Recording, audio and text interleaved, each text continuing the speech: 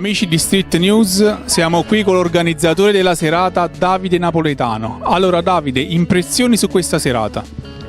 Allora, buonasera amici di streetnews.it. La serata per me è andata alla grande, c'è stata veramente una varietà di artisti molto importanti che voi avete visto, ci hanno fatto davvero divertire tanto, infatti anche stasera avevamo un sold out per la quarta edizione consecutiva.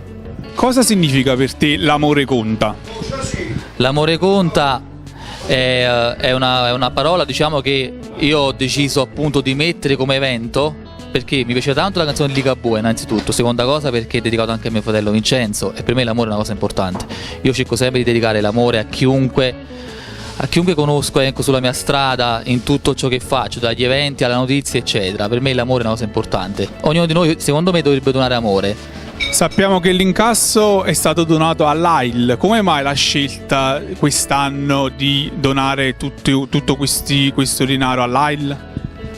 L'AIL perché appunto, come qualcuno sa già, mio fratello l'ho perso 11 anni fa per la leucemia e l'AIL è un'associazione italiana che è contro i linfomi e appunto le leucemie e quest'anno ci sono proprio loro. Benissimo, prossimi progetti Davide? Prossimi progetti, già sto cercando di organizzare altri eventi di piazza e poi qualcun altro privato, sempre qualche format che io comunque scrivo assieme anche al mio staff di redazione, poi cerchiamo di organizzare.